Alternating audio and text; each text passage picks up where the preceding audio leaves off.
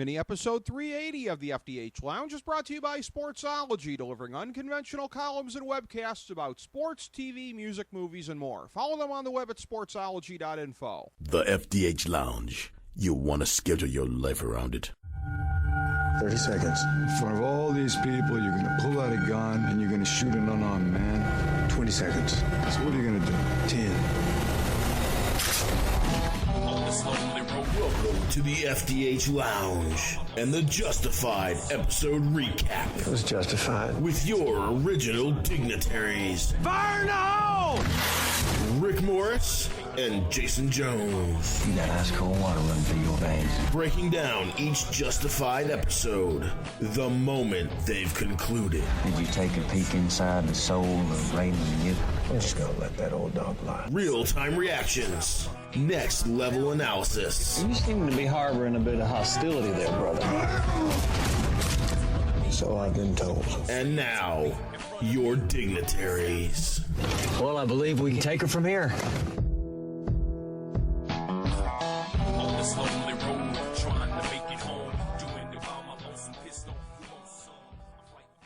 Welcome to FDH Lounge Mini episode number 380. It is indeed your FDH Lounge dignitaries, Rick Morris and Jason Jones, coming at you on the heels, first and foremost, of that great shiny new open put together by my man Jay Jones, the very best production man in the business.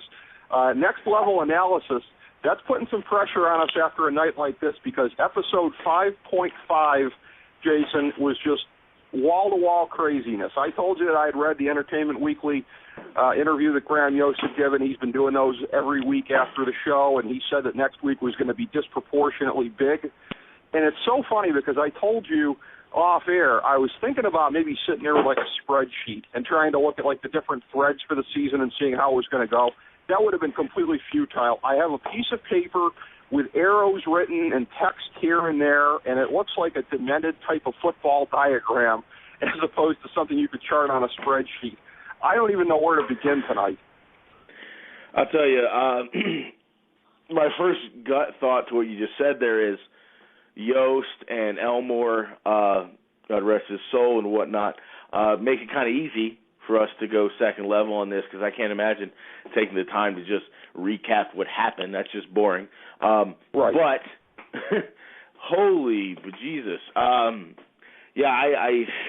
It's one of those things where I almost wish, this is one of those days where I kind of wish, like, we didn't do the show for a few days, so I could watch it 3 or 4 or 5 times and really sort of hash out what happened. But you had mentioned to me off air that this was going to be a good one, and based on my expectation of Justified, a good one means a certain thing. You know, I wasn't expecting what we got, and I would say that, and this may sound hipsterish of me, and by all means feel free to reel me in if I'm going a little too far here, I would venture to say that personally, this is my favorite non-finale episode I've ever seen.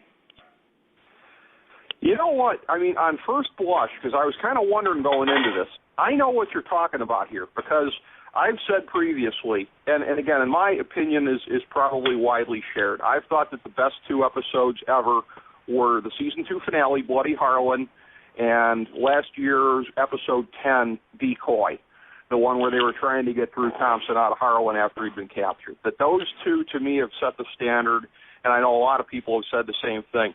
Tonight, you know, I'm not going to know until the end of the season, put it that way, because we may have a bigger one coming yet at some point. This would be much earlier than last season's big episode was, but it's funny also because, again, we were talking off air before we started here.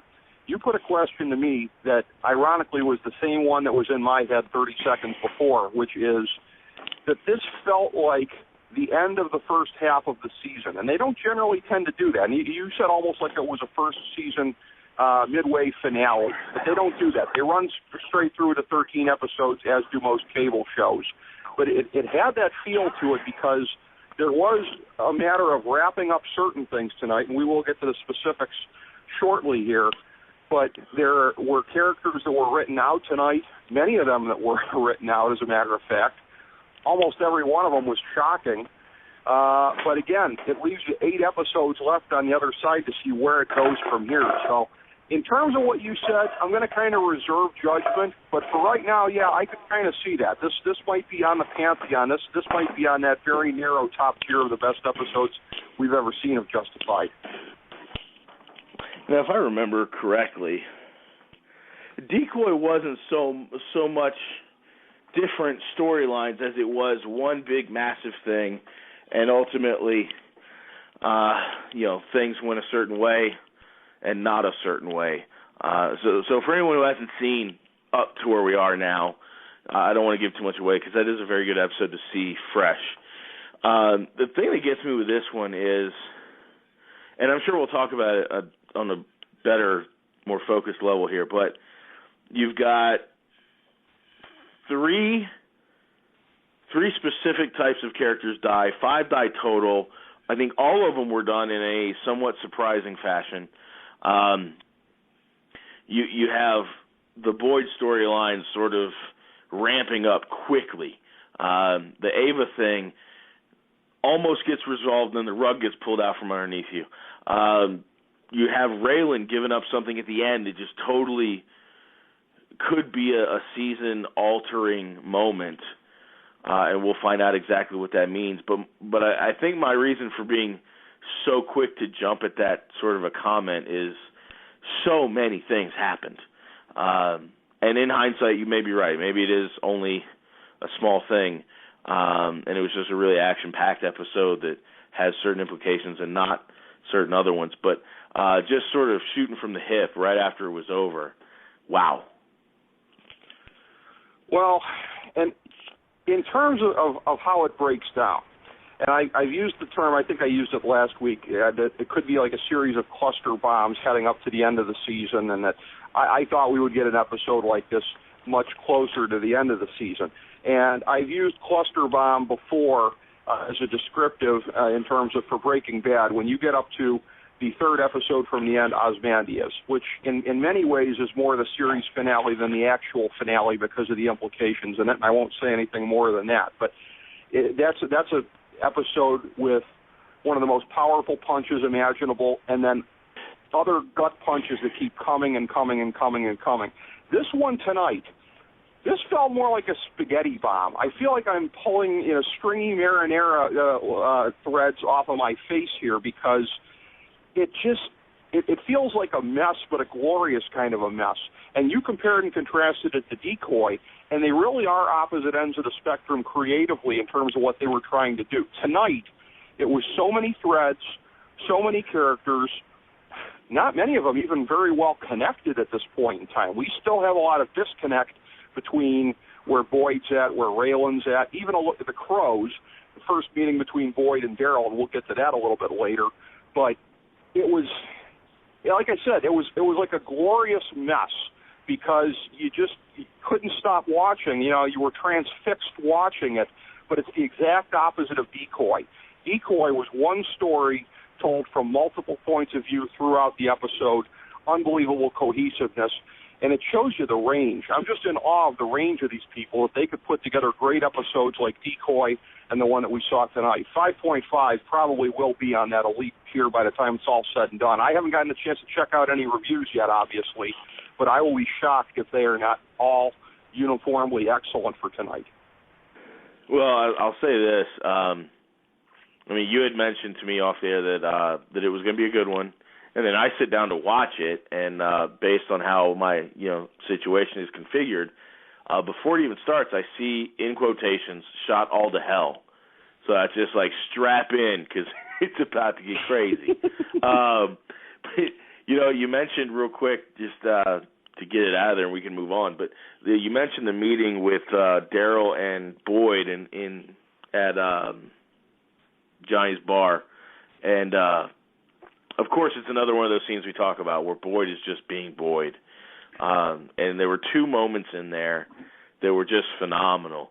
The first, of course, is the one that everyone noticed, which was when he pulls the gun out and says, "I'm Boyd Crowder, you got 60 seconds." And then Daryl finishes his beer and says, "Damn, that was cold as ice or cool as ice or something." And I thought, Yes, welcome to Boyd Crowderland. This happens all the time. Get used to it. And then the other part was, if I can point this out without being really, really petty, was Boyd says his piece, and then Daryl says something odd, like what? Or I did, something that conveys the idea that maybe he didn't get that. And Boyd says, I've been called many things, but articulate ain't one of them. And it's just like, high five, Boyd. You just, I would, if I was the guy, if I was a grip or something working on set and they called cut, I just run up to Boyd, just stick my hand out. That's sweet. High five. By the way, and I have to note this as well, as I'm getting deeper and deeper into watching The Shield. I'm up to season 4 now, and I'm getting further and further all the time. Walt Goggins' character Shane on there has an alter ego called Cletus Van Dam. I have officially decided I am ripping that off and using that as my nom de plume here and forever. Walt Goggins is awesome. Well, yeah, let's talk about that scene before we backtrack a little bit with Boyd, because that was almost like the fulcrum part of the episode for Boyd, because if you put a gun to my head, and certainly there were enough guns put to heads in this episode, weren't there? But and you said, name me the one big thing that comes out of tonight, I'd probably say it's the arc through the episode, and it was a supersized one. This is one that ran until 7 minutes after the top of the hour. So, yeah, they cheated a little bit, but I am certainly not complaining for the extra time. Boyd, again, he's been on a desperate path the entire season. He's been just in a big crap hole the first 4 episodes. He was riding high. He was looking like the Boyd of last season and the season beforehand with his big triumphs through the first half of the episode, through the second half of the episode, nothing but big reversals. The thing with Daryl came halfway in between. And to the extent, and it's kind of interesting here, maybe I'm going to go too far and make a metaphor out of this, but I guess I am. It looked like a moment of triumph, right? Boyd got the upper hand on him. Boyd talked him down. Get the hell out of my bar, and chases him out of there. I wonder if that's not part of more of the crap storm that's coming Boyd's way. Is Daryl smart enough? Because from everything that I have read, this character is supposed to be brilliant on a devious kind of level. Mm-hmm. Did he go in there and intentionally just look the buffoon, knowing that Boyd completely underestimates Dewey, and so that Boyd will completely underestimate him? Was that the point of Daryl going there in the first place? Because if so, he scored a big victory. He was nowhere on Boyd's radar with the rest of Boyd's problems. Well, the first thing that comes to mind with that would be knowing just who Boyd is. Even if it's just as simple as he's the guy that sold Audrey's and nothing else. Not taking note of Dewey's reaction when Daryl last week demanded that Dewey go and get the difference back, and Dewey responding the way he did. If he doesn't take any of that into consideration, he can't possibly go in there thinking that he's actually going to, just cut him a cashier's check for $125K? So I got to think there's more plan to that than they're leading us on with, which is just astute on your part. Well, I'm just guessing here. I'm just guessing because, again, Daryl couldn't possibly be that stupid. And if he was going in there and playing possum, brilliant. Absolutely brilliant, because it worked, because Boyd is not taking him at all seriously after what happened there. So let's talk about what happened before and after that, which was, like I said, kind of the fulcrum point of Boyd's orbit through tonight. And it started off with a bang and kind of kept going from there in terms of Lee the Undertaker, the setup in the beginning where we found out at the end of last week what the dead bodies were to be used for. It was to frame up Lee for running some kind of a scam with the bodies and some kind of... On first viewing, I didn't catch everything that was involved in the plot, but it was going to be something very scandalous towards Lee and something that was going to screw up his good name, such that a suicide would not be questioned when it was exposed. Mooney was in on that, of course. And then Mooney ends up later on biting it himself when he ends up being a loose end for Boyd. And you had texted me that you didn't know what was going on there at the bridge, and I didn't either in the conversation that Boyd was having with that guy. but it manifested itself soon enough. That guy who was a friend of Boyd's killed Mooney on his behalf. He is a dying man, black lung disease, and his family will be compensated. And, oh, by the way, with the money that Boyd was going to give to Mara. So one loose end after another tied up there. I just can't help but think, though, the whole thing about Mara, get out of town and never come back, you know, maybe Boyd's got a little bit of a short memory, because I sure remember last season Preacher Billy's sister Cassie came back to bite him in the ass when she was looking for a little bit of revenge there. It was implied at the end that she had something to do with Mooney's plot when they were able to get Ava and take her to jail there. But theoretically, at least, one loose end after another. It was an absolute symphony. This was like Boyd's, greatest hits all in the first half of the episode, it seemed like. Yeah, now let me really quick work back for effect. When we see the IHOP scene or whatever that was with Mara and Sheriff What's-His-Face, that the second Boyd got up, Boyd doesn't get up to go to the bathroom. I mean, it's just not something he does. So I felt like something was coming there. And then when you see the guy walking in that you saw from the bridge scene with his hand in a paper bag, come on, who hasn't seen, The Godfather? We know exactly what's about to happen. So that wasn't shocking. But at that point in the episode, you're starting to see the tumblers fall into place, and you're like, oh, okay, that makes sense. You go back, the Mara thing, I think clearly we kind of saw it, even if it didn't seem like a big deal, that she was ultimately going to get cut out. But the biggest part of all of these things coming together, and it was one of two moments in today's episode that literally, like a cliche bad joke, had me jump out of my seat yelling at the TV, was in that opening cold open that you warned me about. I'm watching it, thinking, okay, so there's something going down, no big deal. Lee wakes up, and he's groggy, and he's answering the phone. He goes to turn his light on. And to that moment, I had no idea. And then when he looks up and sees Boyd, I literally jumped out of my seat and ran out of the living room, around the house, and ran back. That was such an epic moment, and it hadn't even hadn't reached the climax yet, because the best part is watching Boyd slowly walk up with Lee's gun in his hand, putting the gun in Lee's hand, if that's not ballsy enough, then putting his hand over Lee's, killing him, so that every forensic detail, every story detail that we're about to see is going to point back to how believable this is a shut and close case. And it was maybe, pardon my language and to use, term the kids use, that was the gangsterest thing I've seen in a long time. It really was. And Boyd, of course, was wearing the obligatory black gloves as well, so his prints would be nowhere on the gun, and he used Mooney to set it up, only to take out Mooney later on. And Mara's cooperation was vital. How great was the line about something like, your death will not be the end of your suffering, as he's putting the nose of the gun up against the bottom of his jaw?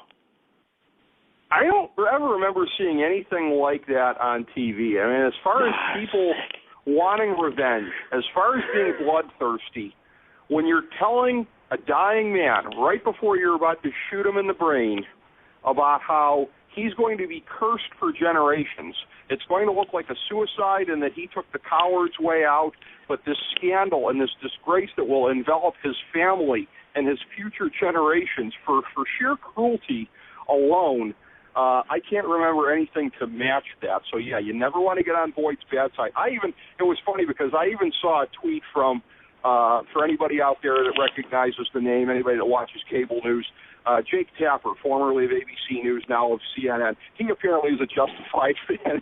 He had tweeted something right after that, like, damn, Boyd Crowder is a bad man or something like that. That moment there. But it's like Sweet Georgia Brown should have been playing. The way that he had it all, moving there, the no-look passes. Mooney is critical to the plot against Lee, only to get taken out later on. So is Mara. She gets taken out too, in a sense. I mean, she's been basically scared out of town and cut out of the money. And like I said, we'll see if she ends up being a loose end. There's still 8 episodes left this season. And, again, Boyd has a tendency to overlook people sometimes. Look at, like we said earlier, the Daryl thing might be a part of that. So you had all of these things happening here. And by the way, too, the thing with Daryl, before we move to some of the Boyd's downfall part of the episode, one more thing on that, on the whole thing about the initial meeting with them and was Daryl playing possum. I compared and contrasted that in my head because we've been talking about this a lot. Season 3 comparisons of somebody coming in trying to play a rival crime lord against Boyd. This meeting tonight couldn't have been more the opposite of Boyd and Quarles. Boyd and Quarles, it was a meeting of equals. They both walked away like, okay, I know what I'm up against. It ain't going to be easy. Neither one of them underestimated the other one. This was completely the opposite tonight tonally. Yeah, it was that, you know what, and this is funny because we make these comparisons all the time. The Quarles thing, you and I have talked about this. If you scale it back, take away the backdrop of the bar, take away all the things, take away the uniform, take away the everything, and replace it with a dusty path between old Western buildings, and have a tumbleweed come across. And it was your typical Justified sort of, these two are facing off and taking 20 paces and turn kind of a thing. This was definitely not that. Not tonight. No. It was a pedestrian conversation in a bar.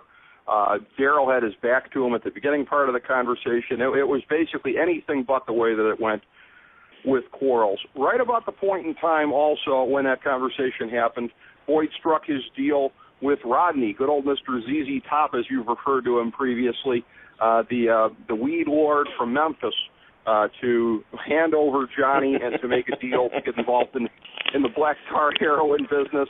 And, I've seen some stuff online where there have been people commenting about, I really enjoyed, seeing that beard on the show tonight, as well as the actor behind it. That was great also.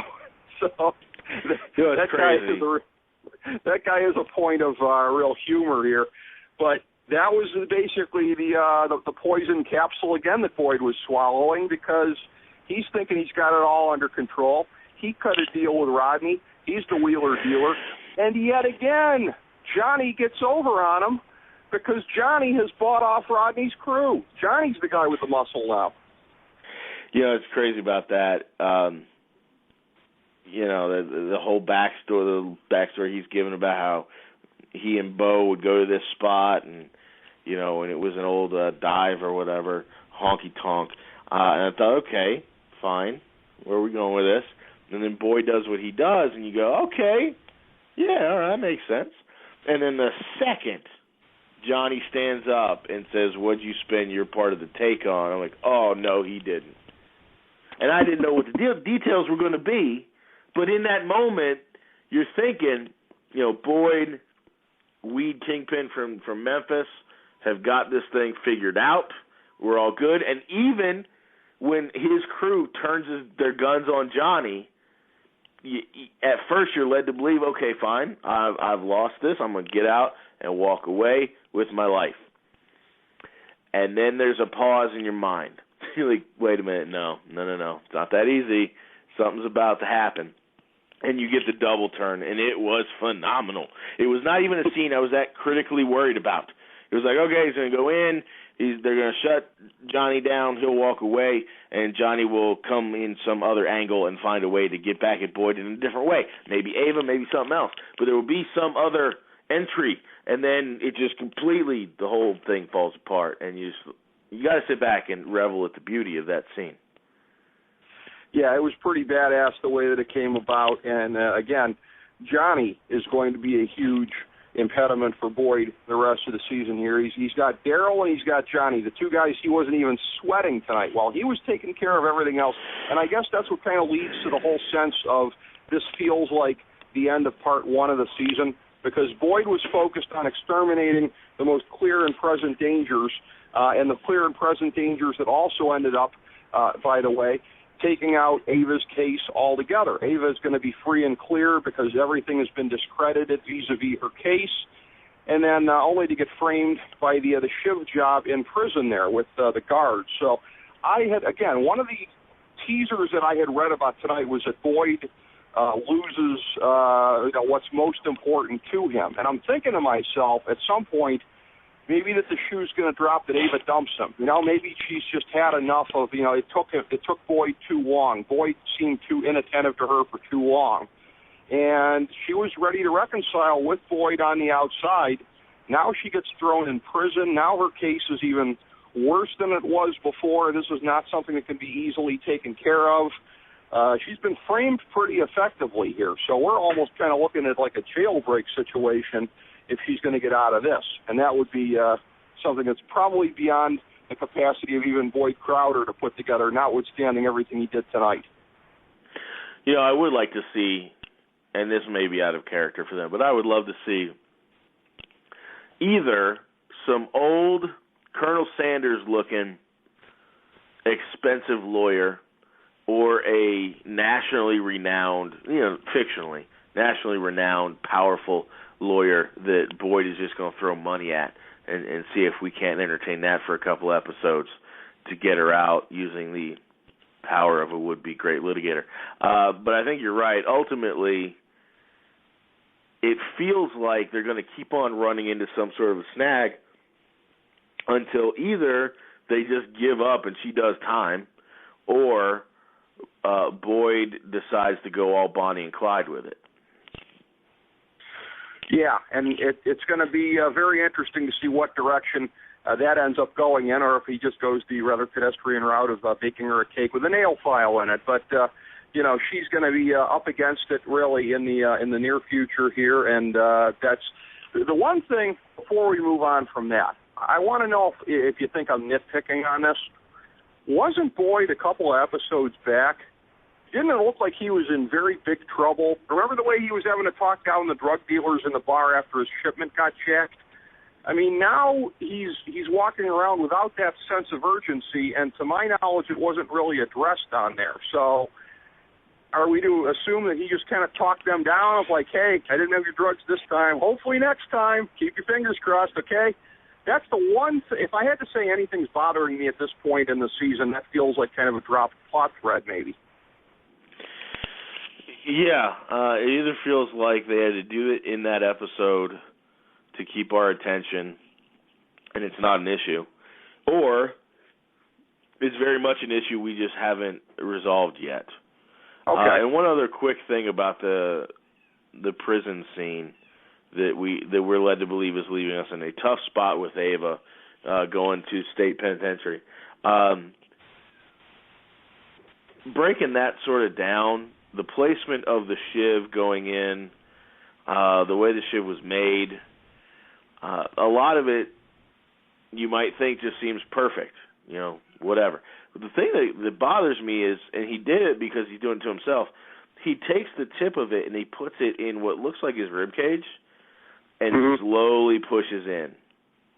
If you're going to actually stab a guy, and this just comes from watching shows like Oz or whatever, you're going to shiv somebody, you go in with a lot of force, and I'm wondering if they're going to be able to get her off on some sort of technicality that the injury, while done with a prison impediment, doesn't look like the kind of injury. It wouldn't look consistent with a jail type injury. So just a thought there. But it's critical. That whole situation is very critical.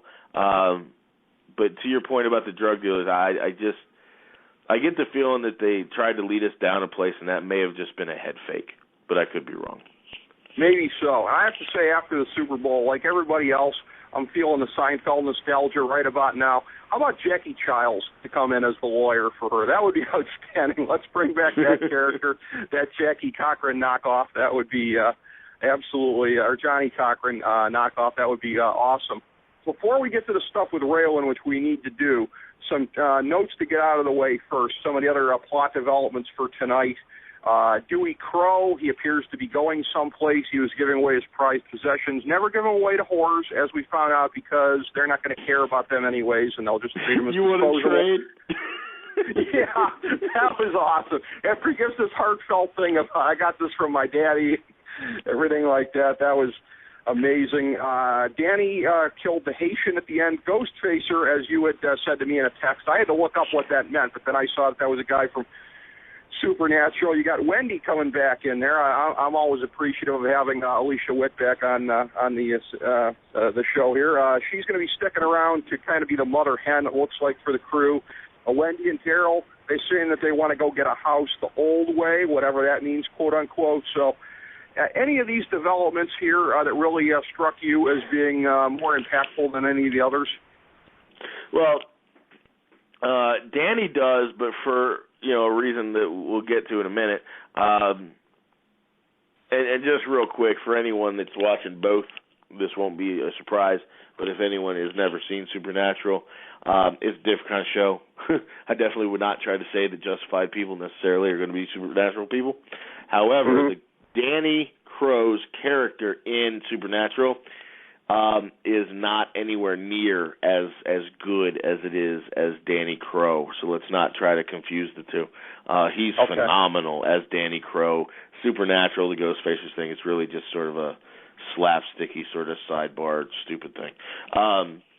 Of all those things, Wendy doesn't really worry me because I figured she was going to come back.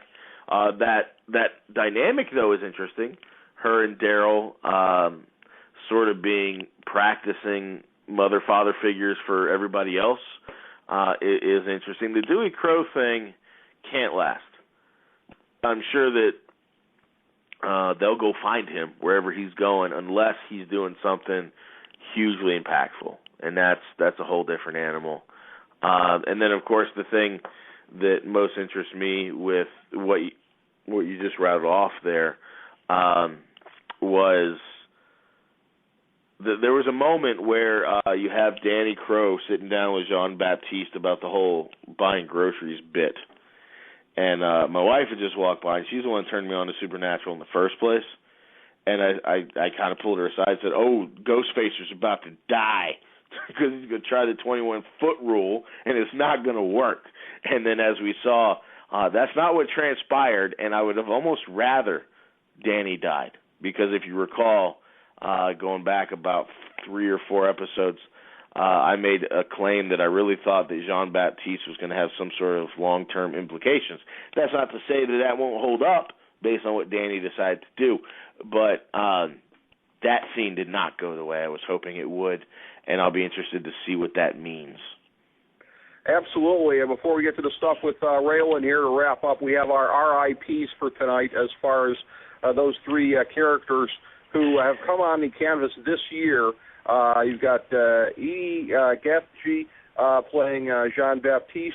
I probably just brutalized his name there. Alan Tudyk, I believe, as if I pronounce that right, as Elias Marcos, the assassin who gets killed, and Will Sasso playing lovable Canadian mobster Al Sura meets his end tonight. So those 3 end up going down, and the whole thing with Marcos ends up being part of, as we make the segue here, Art's real badass day that he refers to at the end of the day. It starts with him sweating the guy, going into the diner to kind of warn Wynn Duffy and Mike and Picker about what was coming, and it ends up being the confrontation in the diner there with them. Wynn Duffy getting off the great line as everybody's about to draw for their guns. Anybody mind if I order breakfast? Nothing rattles Wynn Duffy, but a great scene there with Art.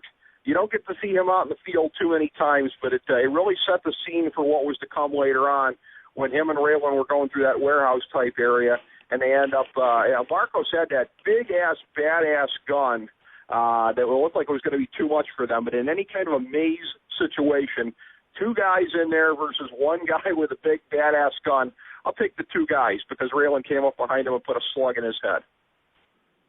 Yeah, it's true. Ultimately, you're absolutely and factually correct. However, when Marcos comes out of the corner with something that should be mounted on a helicopter, you got to think, oh, this is no joke. And he had that. I love how he had that old school like 1920s Tommy gun clip built in, but it had to be custom because it was massive. I actually really wanted Marcos to be a recurring thing, and that really goes back to the diner where Art had his Raylan moment, where he's, I'm gonna count to 10 before I shoot you.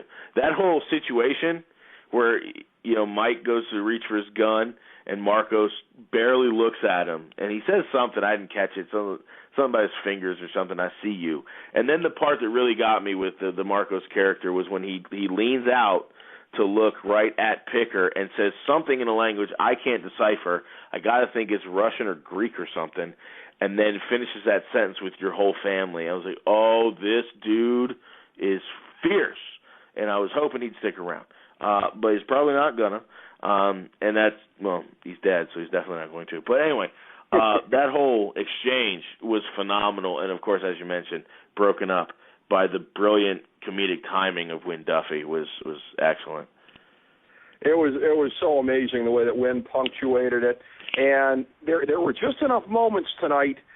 Again, there's nothing that led me to believe at any point in time that Art was not going to survive until the end of the series, but it would be a characteristic curveball if Art ended up dying at some point in the heat of battle, and it would sort of be like their MASH moment with what they did with the first colonel in the MASH camp, of where he didn't make it back to the States alive. I hope Art's going to make it to the end. I think that's the way it's going to go, but they had enough moments tonight to make you wonder if that might not be the case. In the end, that great day gets even better because out of nowhere they end up bringing in Theo Tonin. Theo left from Tunisia, where he was in exile. I will say this, of where something that can be spoilers, I saw Alan Arkin's name on the opening credits when it was playing. I was like, we're going to see Theo at some point tonight. Interesting. I did not see that. I did not. It spoiled me for it. It spoiled me, yeah. What's great, though, is that part where they're going through the warehouse, right after you see the prison guard scene, where you don't know if he's dead or not or whatever, and then we go cut to back to the warehouse and putting the yellow tarp over Marcos, and then you hear, one of these unimportant police officials say, hey, Art, you're going to want to take a look at this. And I literally, for, 2.3 seconds, was trying to think, what could it possibly be? I have no idea what it could possibly be. And when I'm staring at Tonin, I'm staring at Theo Tonin, I'm literally looking right at him, 5 feet from the TV, and I'm going, I don't get it. Because in my mind, there was no way that was possible. And then, a second or two later, I actually focus in and see that it is actually Theo Tonin. And as they would later describe, that's almost a career maker right there. Absolutely. It was, custom made and fell into his lap, but it's still a career maker. That's true. They got him. They brought him in, and with the Drew Thompson testimony, that's going to be all the more important because now there will be a Theo Tonin trial if he lives. And they left the whole thing open in terms of Theo was only back because of his health. They did it as like a Shah of Iran kind of a deal here of like, well, he had to leave his safe harbor, to go try to get medical treatment some other place.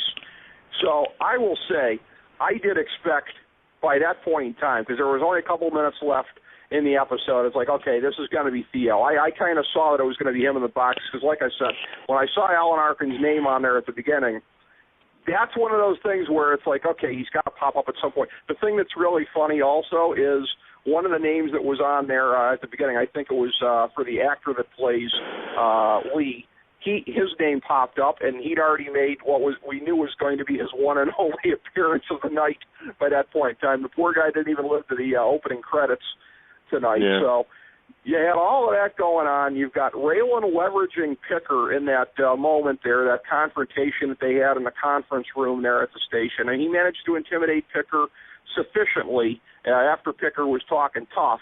But he got him to stipulate that it was going to be it was Agent Barkley that was on the tarmac in Lexington that was complicit in the assassination of Nicky Augustine, only to have that moment at the end. And it's funny because I can't even reference the specific moment because you haven't gotten that far in Breaking Bad yet. I will say to everybody else out there listening who has already seen all of Breaking Bad, at the end of the first episode of the last half of season 5, there's a moment there where one of the characters looks like he's going to walk away at the very end, at the garage scene. Everybody that knows the thing knows what I'm talking about. And then he comes back and confronts the other character. That's what that was kind of like in my mind, because when Raylan walked back in the room, I knew he was going to spill the beans. I knew he was going to. Whether it's a thing if he just couldn't live with himself or whatever, and maybe, reinforcing again just how much of a conscience Raylan does have and what does separate Raylan from Boyd and from the ne'er-do-wells of the world. But again, he looks like he's ready to try to plead his case to Art. In looking at the previews for next week, it looks like Art's not having it, but I'm sure Raylan would rather be punched by Art than fired by him. I saw him walk away. I paused it right when there was that little glimmer of a smile, like he actually thought he was going to get away with it. And then he stops. And then he makes an about face. And I'm literally at this point, I should keep track of how many times I actually talk or yell at my own TV. I'm actually pleading with Raylan not to walk in there because I knew exactly what was going to happen. And there was, they're exchanging looks, and they're not giving anything away. But as you mentioned in the preview,